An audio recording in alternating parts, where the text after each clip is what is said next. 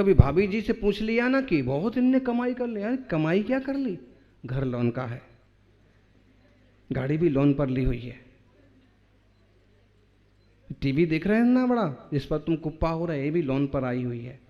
तो जो मैं आई हूं ना, ये शादी भी जो हुई थी ना, वो भी लोन पर ही हुई है।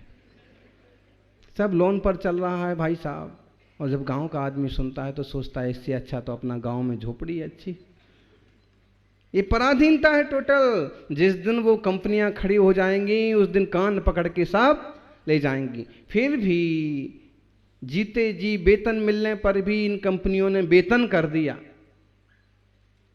वेतन का मतलब सच्चा पूछा जाए ना तो सच्चे वेतन तो कौन है?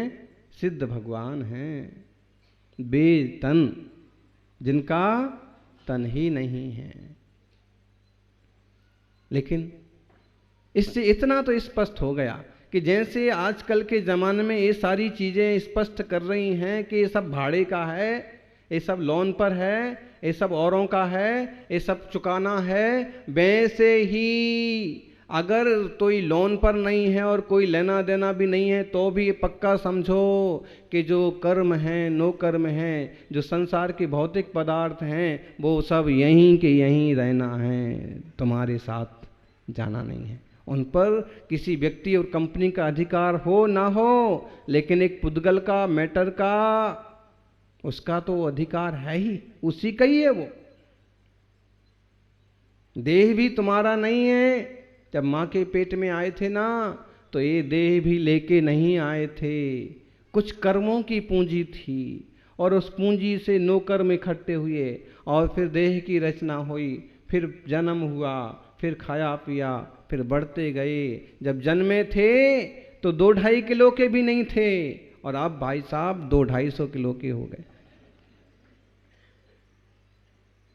ये सब कैसे हो गया है? सब लोन, ये नो कर्म का लोन ले रखा है तुमने। और जिस दिन वो आ गया ना अपना वारंट लेके तकरार करने, वाही करने आ गया ना, उसी दिन आयु प्राण रहा तो रहा, नहीं तो पूरा का पूरा चुकारा करना पड़ेगा। ज्ञानी जानो, जहां देह अपनी नहीं तहां ना अपना कोई। देह भी अपनी नहीं है, इसको समझो। सच्ची अपनी नहीं है। कैसी अपनी नहीं है?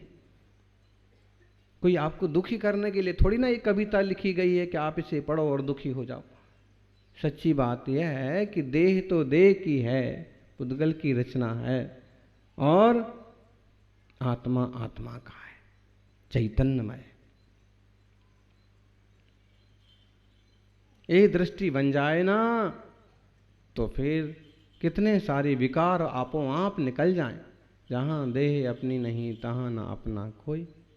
घर संपत्ति तो पर है, प्रकट में ही मालूम पड़ रहा है, प्रकट में स्पष्ट ही मालूम पड़ रहा है कि घर पर है, संपत्ति पर है, छोड़ के आए हैं। गाड़ी भी पर है, गाड़ी बाहर रख के आए कि नहीं रख के आए, जूता बाहर उतार के आए कि नहीं उतार के आए, कपड़े भी बाहर से पहन रखे, यूं कोई भी उतार देवे हैं।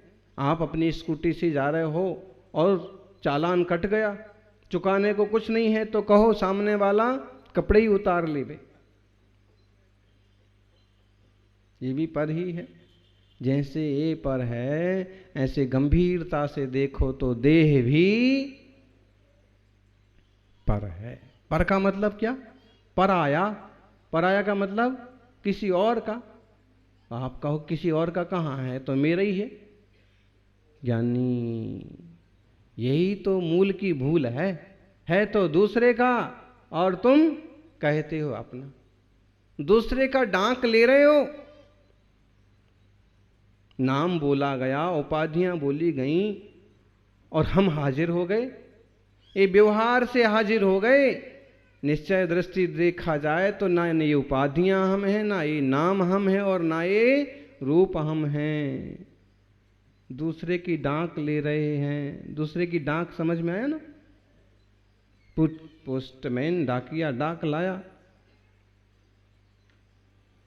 अब पड़ोसी का नाम पुकारा और तुम लेने पहुंच जाओ। ले लो। उसमें तो इतना स्पष्ट है कि भाई अमुक का नाम अमुक है तो उसकी डाक उसको दे दो। इसमें भी ये समझो कि मेरा नाम तो चैतन्यमय गायक है, और डाक किसकी ले रहे हो? रंग की, रूप की, शब्द की, सुंदरता की, असुंदरता की, देह की। समझ में आ रहा पंडित जी? जब तक दूसरे की डाक लेते रहोगे तब तक फजीती होती रहेगी। आप कहोगे महाराज जी तो बड़ी ऐसी बात कर रहे हैं। बात तो ऐसी है, देखो अब चाहे मन माने ना माने,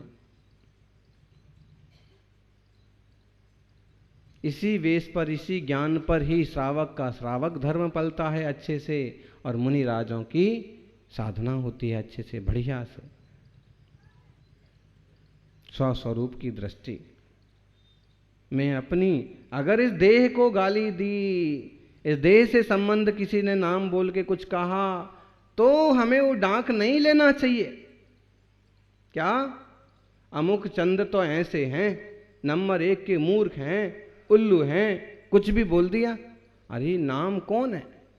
नाम तो पुद्गल के रखे गए हैं, किन्हीं बड़े बुजुर्ग ने रख दिए थे। अब नाम की डांक ले लेते हो और तुम झगड़ा करने पहुंच जाते हो। चिट्ठी मेरे नाम आई है और तेरे ने मेरे को ऐसा बोला है, गड़बड़ हो गया।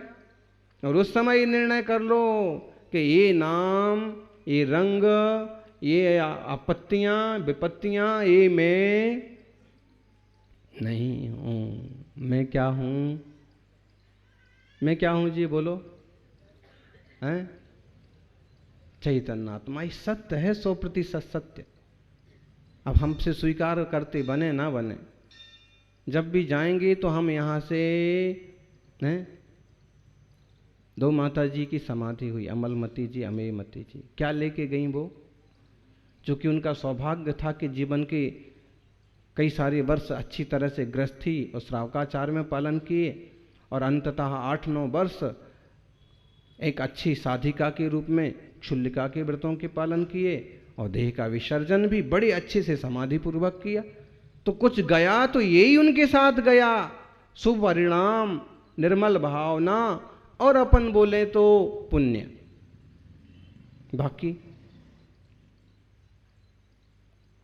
बाकी तो सब राख बन गया।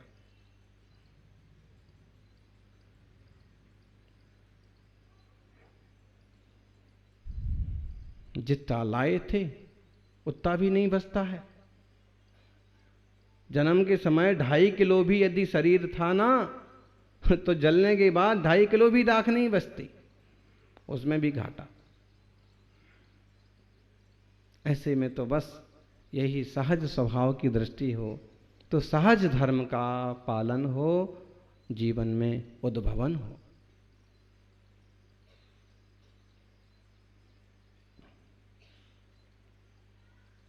ध्यान में आ रहा है?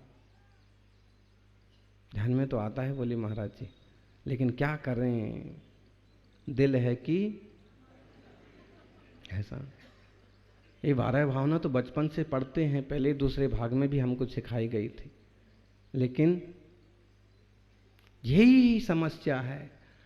एक बात और है कि अगर हमें ये वस्तु व्यवस्था स्पष्ट ध्यान में आ जाए ना, तो भी धीरे धीरे चारित्र में उतर सकती है, धीरे धीरे सही चारित्र में आ सकती है। लेकिन यदि पर पदार्थों में आसक्ति है, तो कोई भी बात चारित्र में, कोई भी सत्प्रवृत्ति चारित्र में नहीं आ सकती।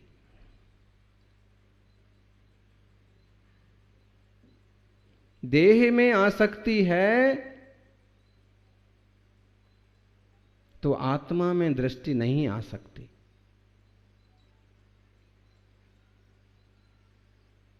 इसलिए देह दृष्टि का विसर्जन हो, आत्म दृष्टि का सर्जन हो।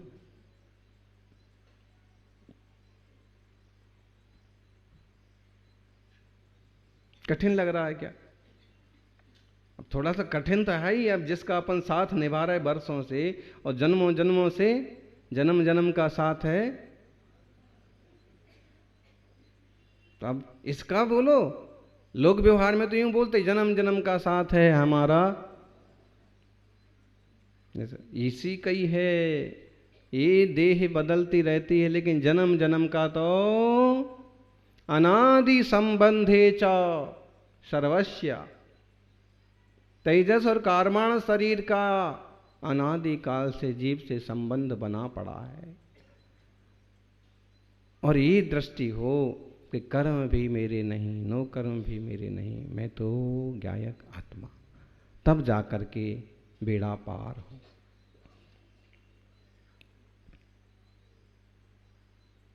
जिन शासन पाया है, इस वीर शासन की शरण पाकर के निश्चित रूप से निर्णय तो हो ही जाएंगे। और एक बार निर्णय हो गए ना, तो फिर करता हुआ भी ज्ञानी करता नहीं बनता।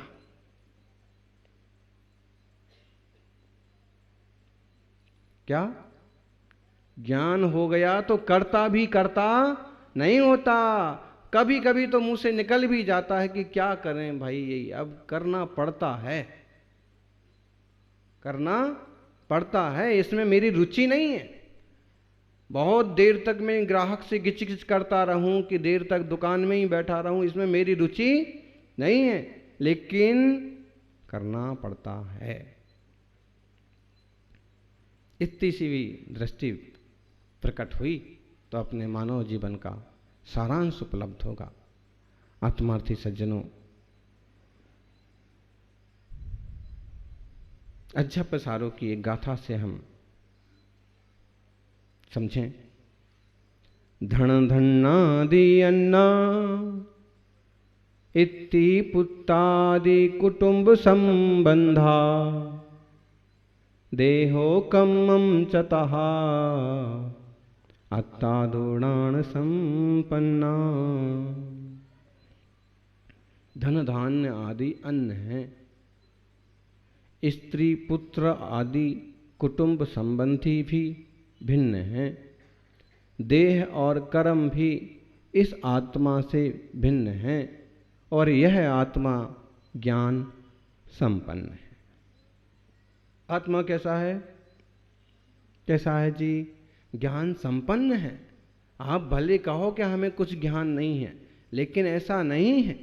प्रत्येक जीव को ज्ञान है।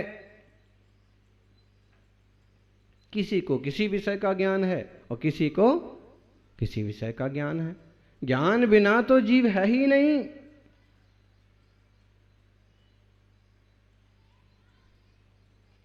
सूक्ष्म निगोदिया लब्ध पर्याप्तक जीव को भी ज्ञान है। क्या? जो आलू, गाजर, मूली जैसी वनस्पतियों की सूक्ष्म निगोदिया जीव राशि है ना, बारदर निगोदिया जीव राशि है ना, उसमें भी ज्ञान है।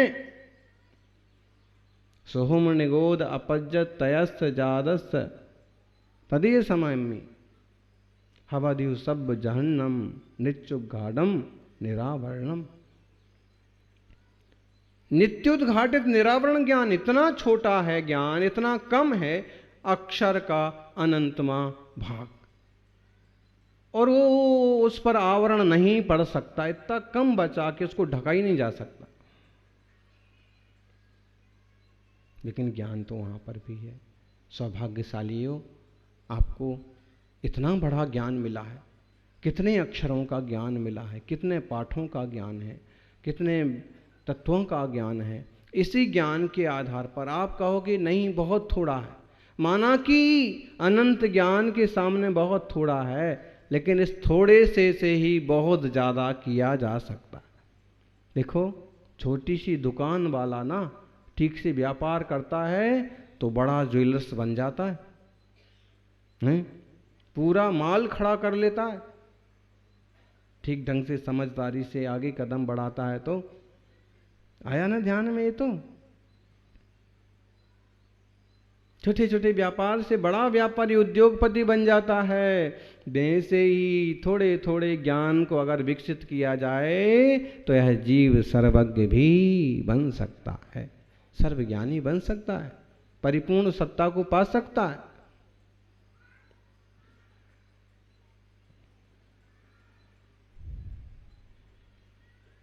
कहानी आपने सुनी होगी।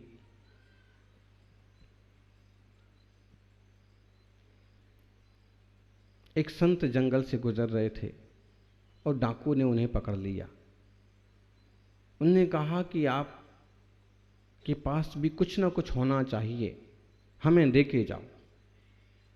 संत ने कहा कि भाई हम साधु हैं, हमारे पास कुछ नहीं है। ऐसे और भी लोग पहले आए हैं जो अपने आप को ऐसा बताते थे कि उनके पास कुछ नहीं है, लेकिन सबके पास कुछ ना कुछ मिलता था। आप भी अपना माल टाल निकाल के रख दो वरना। उन्होंने कहा कि मेरे पास तो पिछी कमंडल के अलावा, इस कमंडल में क्या है? उन्होंने कहा कि भाई तुम ऐसा क्यों करते हो? डाकू कहता है कि आप तो प्रश्न मत करो, जो कुछ है निकाल के धर दो, नहीं तो जैसे ये हड्डियों का ढेर लगा है ना, इतनों को मैंने मारा है, अब तुम्हारा नंबर। उन्होंने कहा कि नंबर से मेरे को कोई डर नहीं है, लेकिन एक प्रश्न, तो ये तुम ही करते हो, इतना मारते हो लोगों को, इतना लूटते हो, ये सब किसके लिए? मेरा घर है, परिवार है, पिता हैं, उन सब के लिए। सबसे बड़ा घर मेरा बन गया है। तो तुम ये जो पाप करते हो इसमें भी वो, जैसे तुम्हारे खाने में हिस्सेदार हैं, रहने में हिस्सेदार हैं, तो पाप में भी हिस्सेदार हैं क्या? कहते हैं डाकू को थोड़ा झटका लगा, विचार में आया कि पाप में भी हिस्सेदार हैं क्या? उसने कहा कि जब खाने में हिस्सेदार हैं तो पाप में भी हिस्सेदार होंगे। मुनिवर ने कहा ना, पूछ के आओ तुम्हारे पाप में कौन कौन हिस्सेदार है। डाकू ने कहा कि तुम मुझे बच्चा समझते हो, उल्लू समझते हो, मैं तुम्हें छोड़ के जाऊंगा, तुम यहां से भाग जाओगे। नहीं भागूंगा। ऐसा करो, मुझे इस पेड़ से बांधो और प्रश्न पूछ करके आओ। प्रश्न पूछने के लिए गया, पेड़ से बांध करके, आते ही मैं सब कुछ वसूल लूंगा जो तुम्हारे पास है।